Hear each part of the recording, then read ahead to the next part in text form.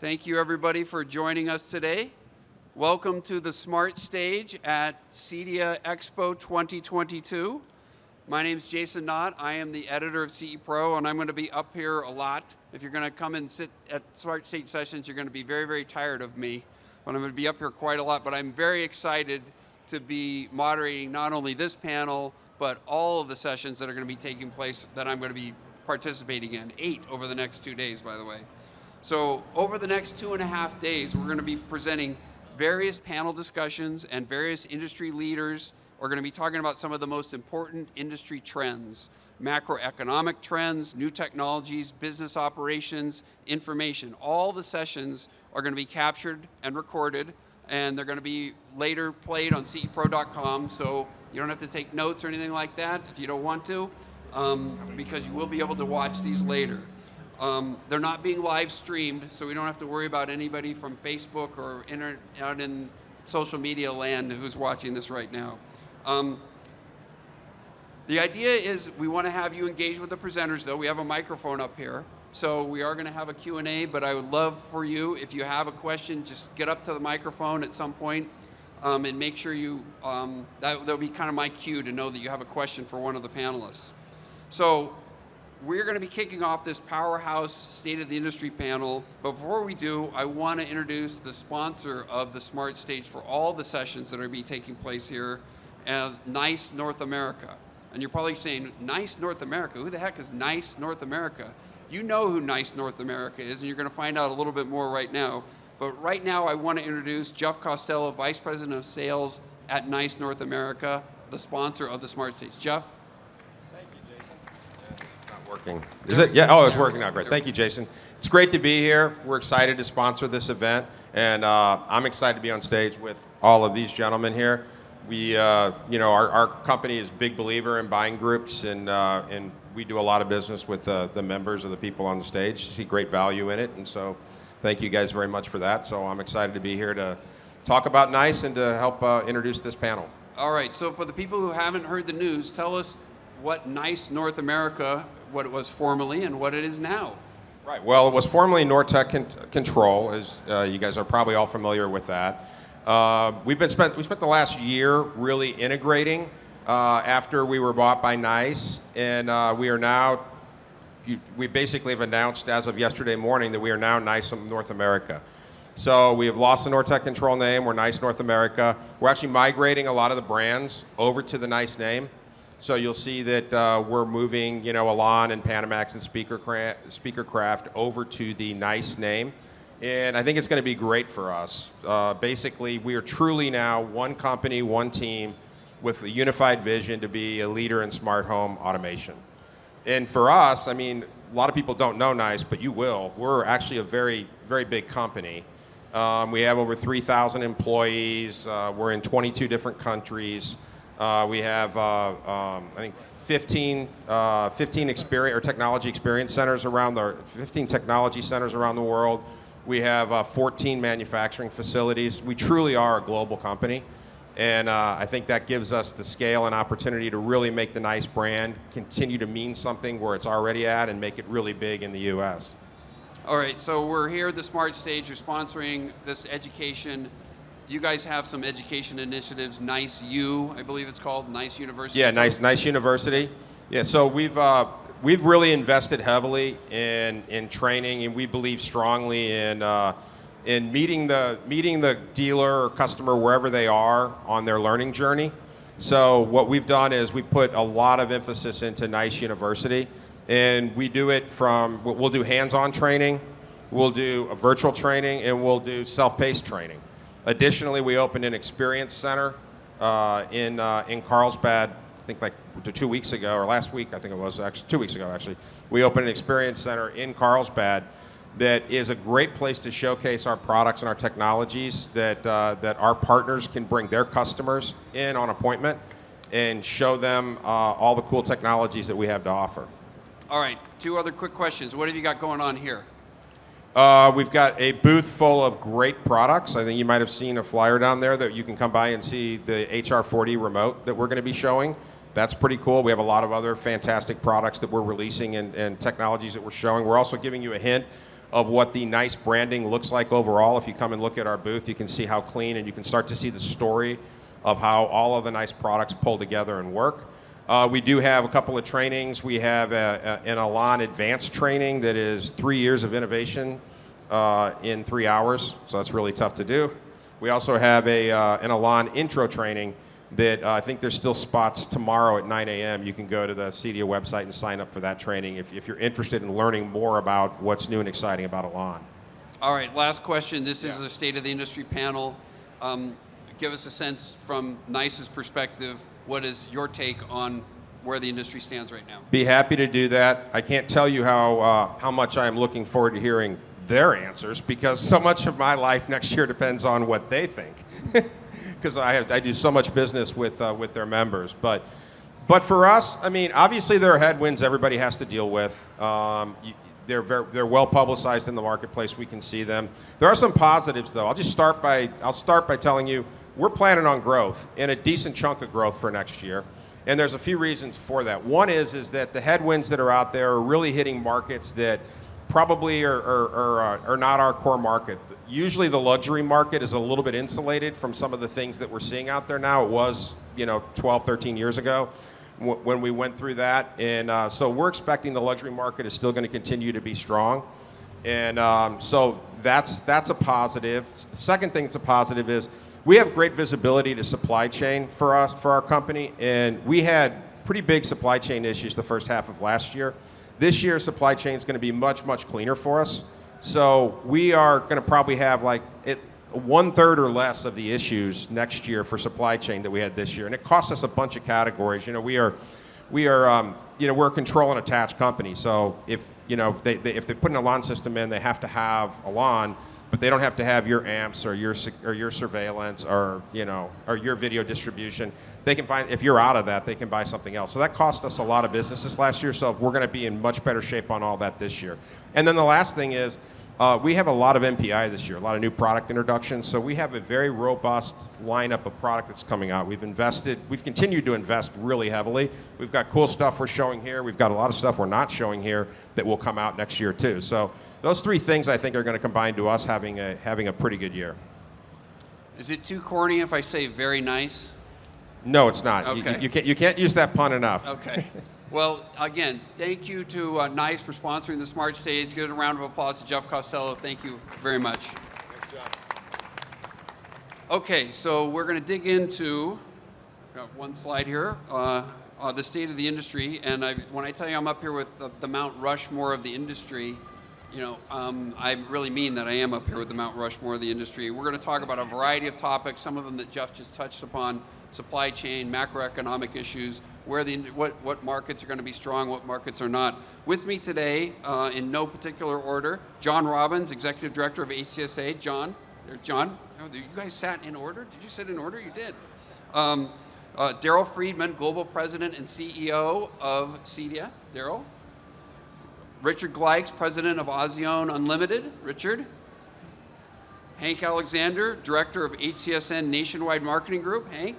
And last but not least, Jim Pierce, President of ProSource. So this is a real unifying, I don't think you've ever seen this kind of group up here. We've got all the buying groups together, and we've got the head of CEDIA together to talk about where the market is heading. So, all right, Jeff just gave us kind of an optimistic view of what his forecast is. I can remember vividly, that's one thing I love about integrators. You guys are so optimistic. I remember when we were heading into the housing debacle of 2008, 2009, even in our surveys then, everybody was predicting growth, steady growth. And as we know what happened, a lot of integrators lost, in some cases, by our data, almost 50% of their business happened during that when the housing market came. It actually ultimately ended up being a good thing because guys diversified into commercial and other market spaces. So now we've got kind of these headwinds, as Jeff described them, or that might be coming down on the macroeconomic level. But we're still seeing many integrators with very positive outlooks going ahead. But let me just hear it straight from the horse's mouth. I want to talk about where everybody's hearing from their members. So, John, let me start with you. What are you hearing from your members regarding pipelines now, maybe going forth, and maybe where they were a year ago, something like that? Thanks, Jason. Thanks for having me. We've actually begun to do projections for the next 120, 150 days with regard to pipeline. We've been very shocked by the fact that, and we had anticipated that we would see some headwinds and fall off. We're not seeing it. Our guys have full pipes. Still, one of the main issues is finding people to do the work, and we're seeing growth. Probably amongst about 80% of our membership is saying that they anticipate growth over the next versus prior year, same month, over the next 150 days. Oh, that's positive. So, Daryl, CEDIA's membership tend to be a lot of smaller integrators versus what the buying groups have, some of the larger guys. What are you hearing from that smaller community of integrators? Well, CEDIA actually has, all different sizes of integrators as well as manufacturers. So a lot of our members are the same members as in the buying groups. I can tell you I am generally a pessimistic person. I come from an industry that I've seen a lot of reason to be pessimistic. The music industry, which had a huge decline. The Grammy Awards, which is, huge decline in ratings. So coming from as a pessimist, I can tell you I am so optimistic about this industry, and everything I hear from my members is nothing but optimism. I think there's reasons for that we'll get into in terms of how no business is recession-proof, but how this industry can be recession-resistant. And again, as John mentioned, the biggest challenge I'm hearing, every association in the world, the CEO hears, get me more business, get me more business. The biggest challenge I'm hearing is, I have so much business, I need people. And we're going to talk about how we can kind of get more people in the workforce pipeline. But to me, I think there's nothing but positive signs ahead for this channel. Yeah. Richard, what are you hearing out there? We're up against some really large numbers. Last year, the second half of the year, our June of last year was 50% better than any month we'd ever had in our history. And the months following sequentially were very large. Now we're up against those big numbers. And the good news is we're up 7%. And against really big numbers. Just to comp them, I would have been thrilled, and now we are surpassing them. So I'm kind of glad we had shortages. I'm not sure we could have installed everything. Actually, I think was a benefit, and those jobs are still continuing, and we're doing very well. I'm very pleased. The dealers are pleased. Number one issue, Daryl, people, not enough people. Yeah, absolutely. Hank? Yeah, so first of all, thanks for having us all up here. When we survey and sample our membership, the HTSN guys, pipeline is very full through into 2023. So we're expecting really good business in the first half of the year. Our business is up year over year as well, and so we're very optimistic about the integration business, and certainly on the luxury side, that business is continuing to grow.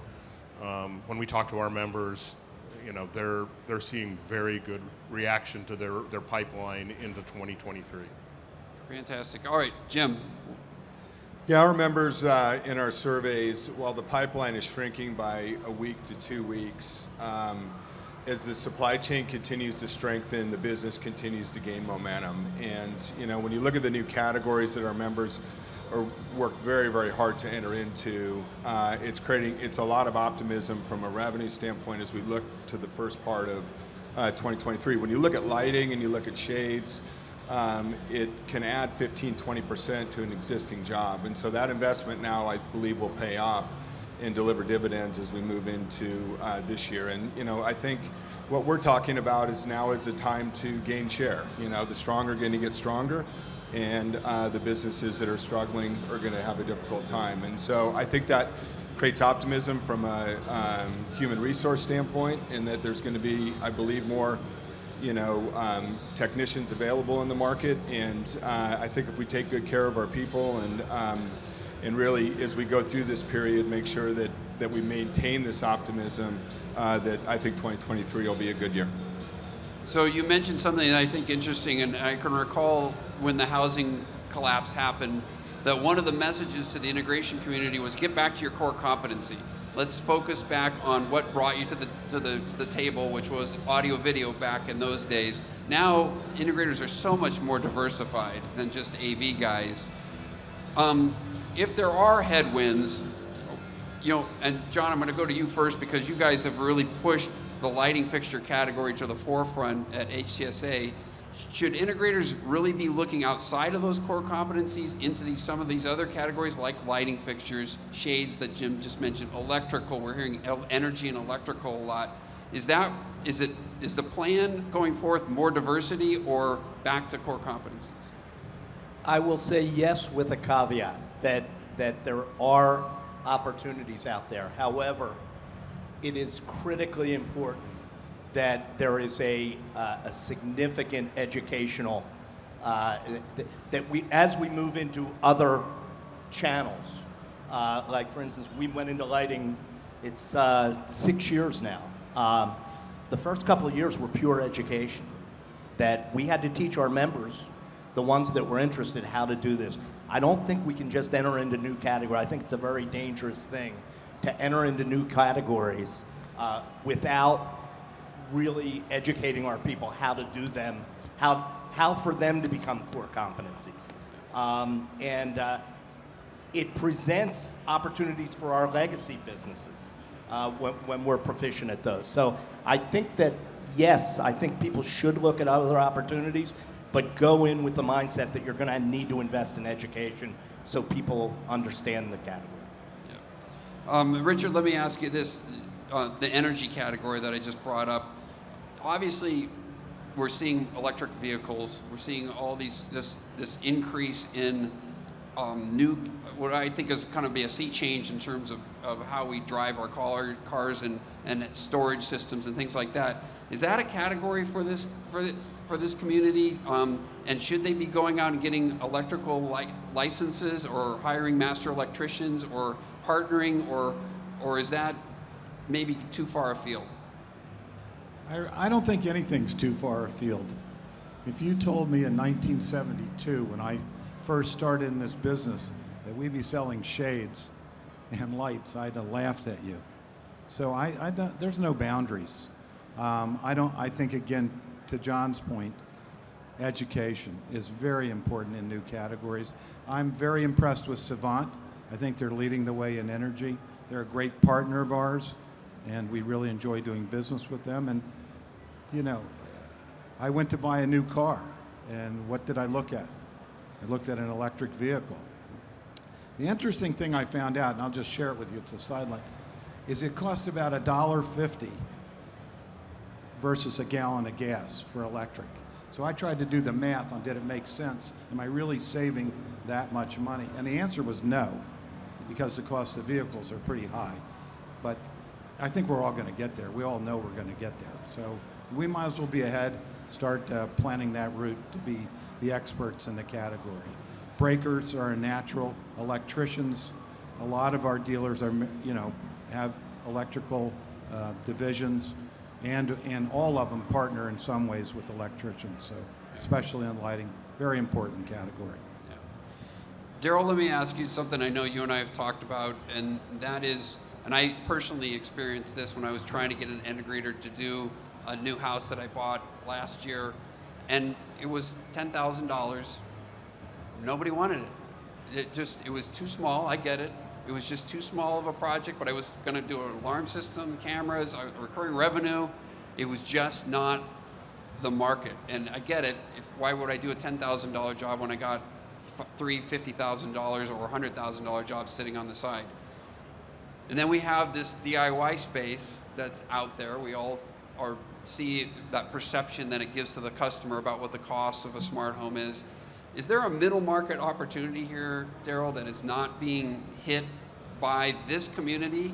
Is this the community to hit it, or is there somebody else who at some point is going to step into that middle market opportunity? No, it's coming, and I know it's very, the high end is certainly an attractive place to be and to shelter during times like this.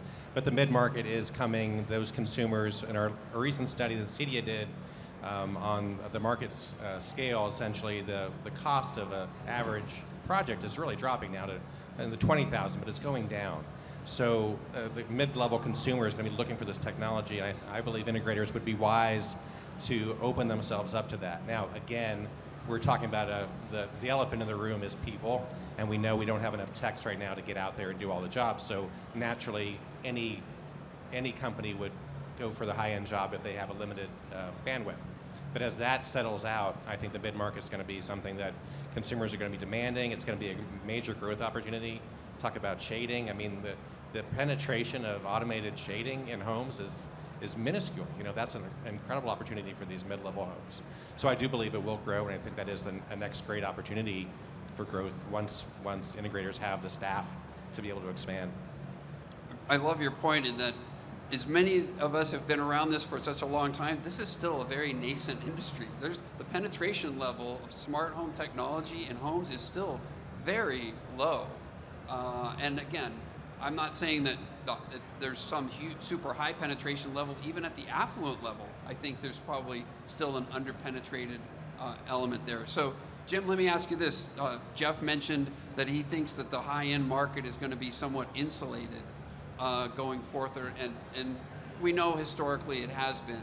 Do you think that's going to be the case, that the high-end market is just going to continue to churn away at double-digit growth?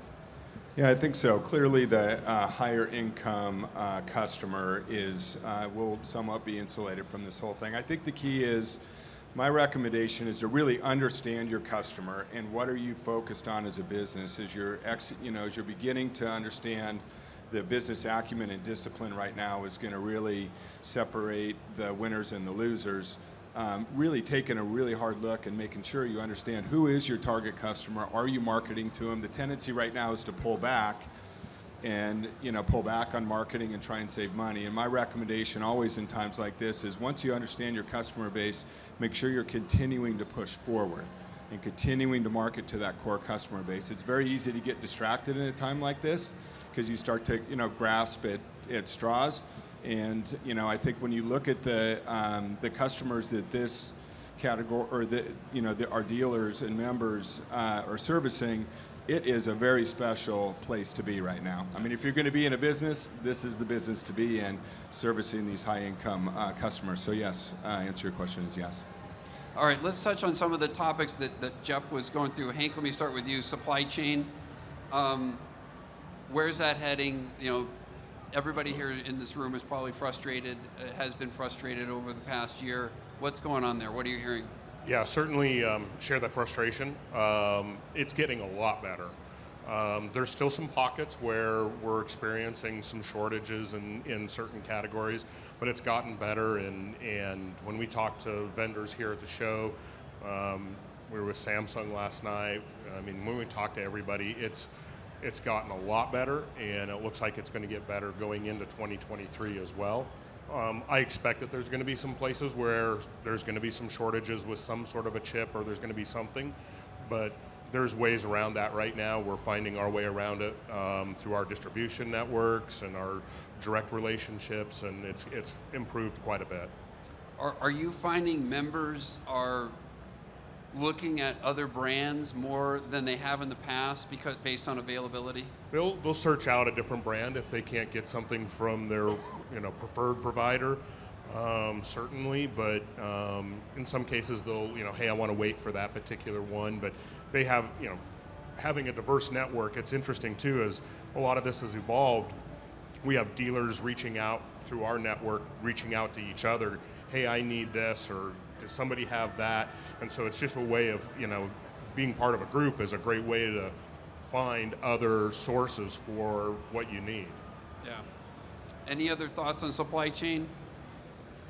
I'll just mention, the government does have a role in this as well. And if some of you were there this morning, the fact that we had 300 people at our advocacy breakfast, there's an interest among integrators to be a part of those solutions. So the CHIPS Act, for example, is helping to alleviate some of these issues. And I would say the more to get involved in these issues that are going to help us at the macroeconomic level, the CEDIA booth has a way you can spend 1 minute and contact your member of Congress to advocate for this. So I would just say we have to, we're not just reactive here. We can actually be proactive and help the federal government help us with the supply chain issues. Yeah, and I would say in regards to supply chain, the supply chain is strengthening generally. I would recommend that you really, because we've, as an industry, began to chase last year, chasing inventory, over-ordering inventory, ordering 20 when you need 10, trying to get that 10 receivers or whatever it might be. And as the supply chain gets stronger, what I'm talking with our members about is just make sure that you're adjusting the 2022 strategy into 2023, and you are disciplined about your inventories, because the product generally seems available, and just make sure you're being smart about how you're bringing inventory into your company. What's amazing is, think about what we've gone through. Like a couple of years ago, the tariff thing hit, and that was a price point, hit on every integrator.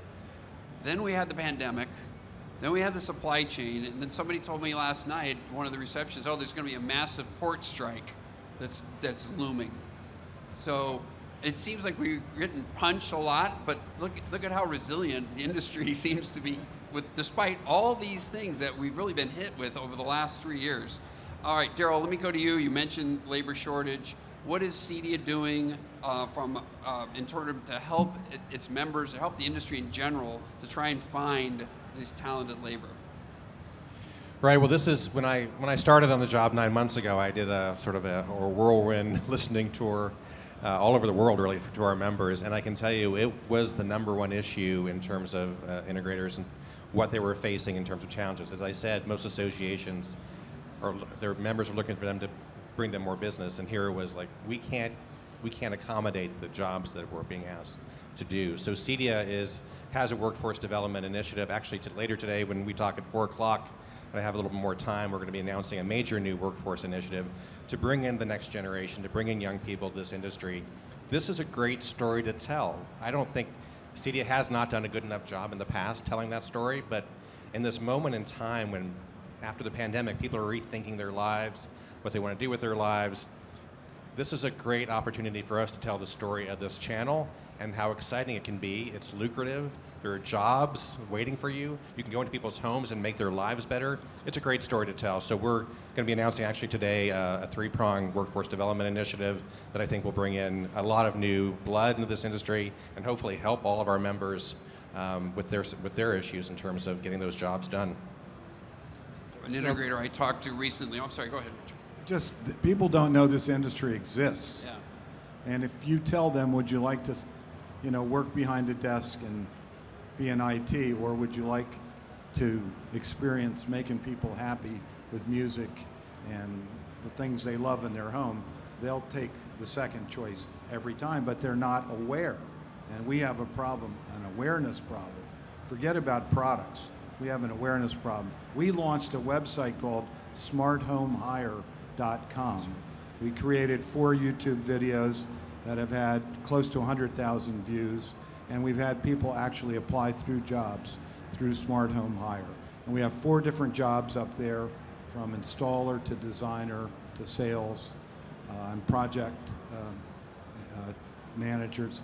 And people are looking, and finally, hopefully, we can, we all have a job here, and that's to elevate our industry and create more awareness. People would love to do what we do.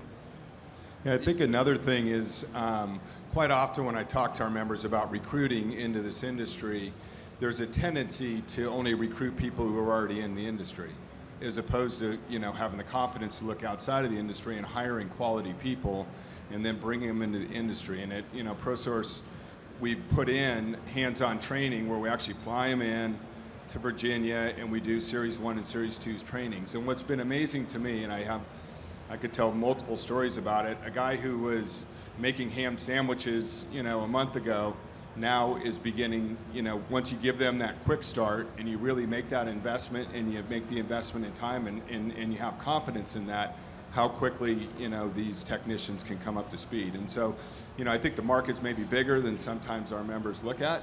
And my suggestion is to really, as you're just interacting in life and doing, recruiting, is to really, once you find a quality person, have the confidence to be able to teach them and grow them into the industry. Yeah, and I think creating that career path within your organization, so they're just like not getting there and then saying, well, where do I go from here? I did talk to one guy, I thought it was funny. After a 6-month period, he lets the technician, again, who aspires to be a technician? it's really not really very sexy from a PR standpoint. He lets them come up with their own titles. So they're wizards and gurus and all sorts of fun kind of title things like that, which I thought was kind of cool. All right, John, let me ask you about inflation. What maybe some tangible tips that integrators should be doing when they're looking at this consistent price increases? We've seen some of the manufacturers have price, 3, 4, 5 price increases over the past year or so, and you've got a locked-in price point with a customer. Is there some sort of advice you should offer to everybody in the industry about how they should be handling that? I think there's a different issue besides just inflation, and inflation is across all industries, obviously. Our feeling is that we've got to educate our people to be creating relationships with clients. Our competitors aren't necessarily other AV guys, and this kind of takes inflation out of it. They're not necessarily other AV guys. Our competitors are boat dealers and swimming pool contractors and all these other luxury things. So I think that the line of discussion has to be regarding the relationship that we create with our clients, and that we want to be the guy or the people. I got a guy.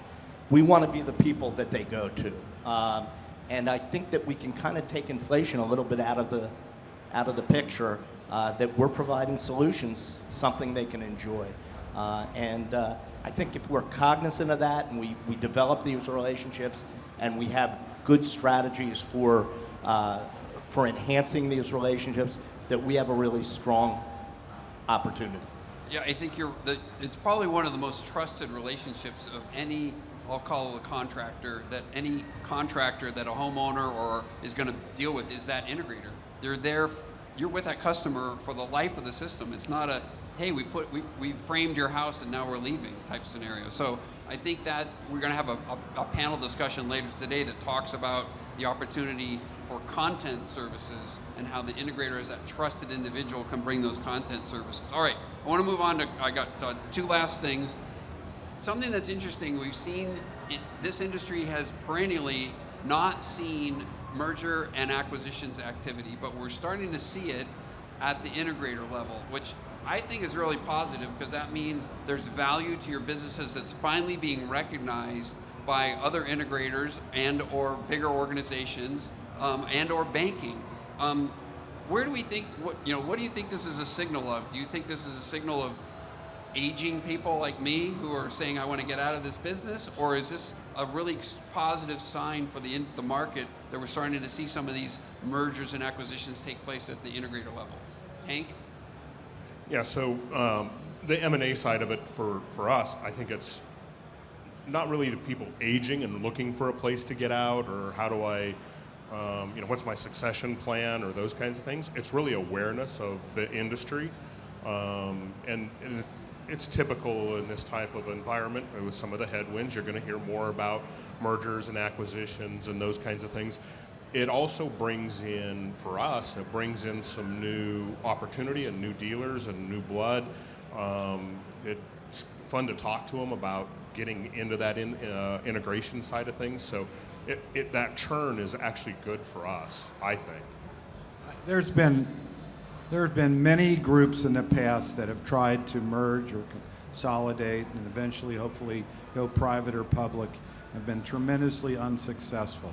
We all know the names from the past, Via and Synergy, et cetera, et cetera. But now it seems to have turned the corner. Bravas is a member of ASEAN Unlimited. There is another group that's trying to do the same thing that we're aware of. And I wish them luck. The problem with our industry is everything's a one-off. This isn't McDonald's where every hamburger's made the same way. And it's a very difficult business if you don't have the right process and procedures. So I think if they can get over that hurdle, there's certainly demand from the client standpoint. So we have demand, and if we can simplify the process and execute properly, yeah, I could see more roll-ups, absolutely. Yeah. Do you think it's that there are too many integrators or not enough integrators? Is there a need for a shakeout Not in this enough industry? good integrators. Okay. Not enough great integrators. Everybody begs for process. I don't care how good. John's got some great dealers. Jim has some great dealers. Everybody's always refining the model all the time.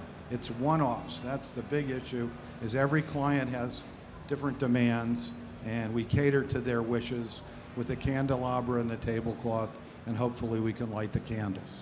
Well, let me throw out another kind of wrinkle to with the M&A activity that I think we're starting to see more integrators develop some sort of a service-based recurring revenue model to their business. Whether it's not security level where it's 50% of their revenues, but it's high single digits type scenario, and I think that makes that even more of an attractive because it's not a one-off then. Now it's an ongoing contractual relationship with that customer. It may not be a huge money maker at this point for many of the integrators, but I think it's a key to the growth of the market.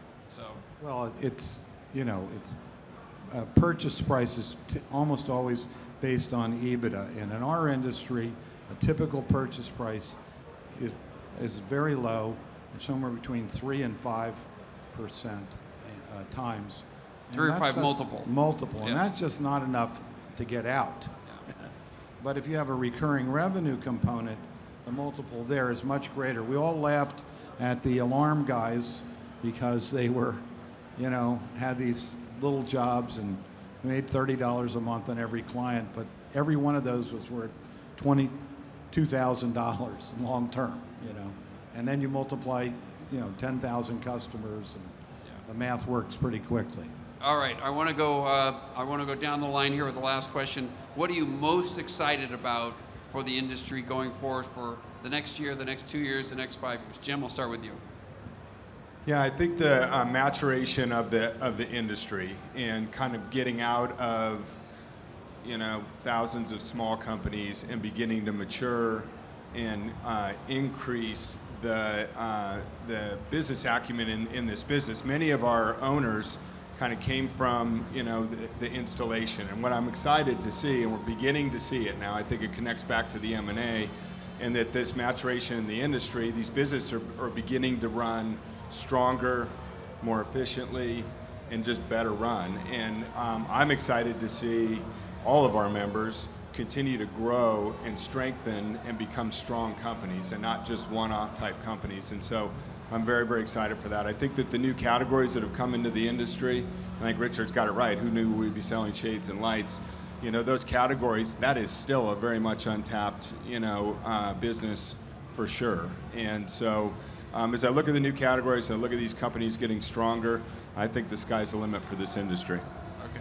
Hank? Yeah, so I think there's all kinds of new verticals that people aren't in or aren't looking at that are coming up. I love the lighting and the shade business as well.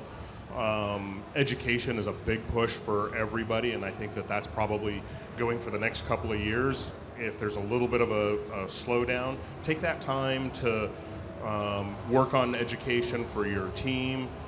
Take some time to work on marketing for your team. I think that there's a lot of things that you can really do in the next couple of years, and I'm excited about, like these guys have all said, shades and lighting. I think there's some other things in power that some people are starting to hit on. When we were talking to some folks that do a smart panel for the home, and I think that there's some things there that are coming up that people need to be looking at as well. Electrical panel? Electrical Okay. panels, yeah. Okay. Richard, what gets you excited? I don't know. That's a pretty deep question, so I'm not sure I have the right answer. But I'm excited for the change.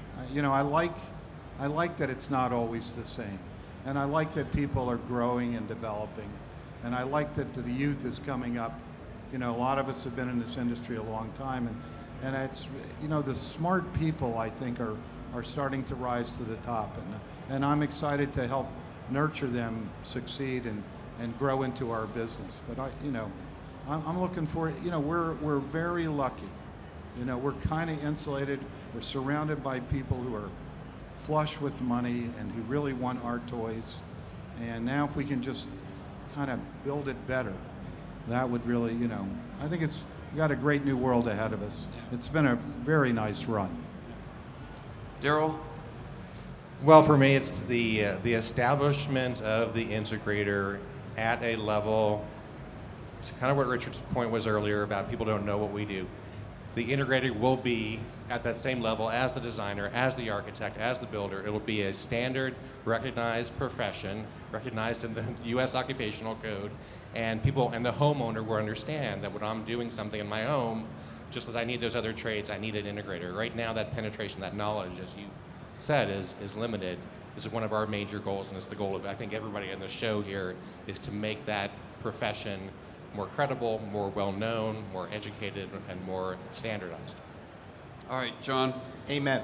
I think the thing we are most excited about is the fact that so many of our vendor partners have grasped onto the idea of performance products, and offering products that are something that is above what the consumer is used to. And I think that's important, because I think the price points from a business operating standpoint, and I'm sorry to say it affects the middle market, but the price points and performance levels need to come up. It takes the same amount of time to install a Costco $299 60-inch TV as it does an 8K. And there is a metric between labor and price points of products. And as long as the vendors continue to embrace the idea of higher performance, then it's our job to make sure that our members are indeed recommending higher performance to our clients. That's a great point. All right. I want to just thank this panel. I hope this is a great way to kick off the show. Round of applause for everybody. And have a great show. And again, if you have any questions for them, I'm sure they'd be happy to take them. Thank you.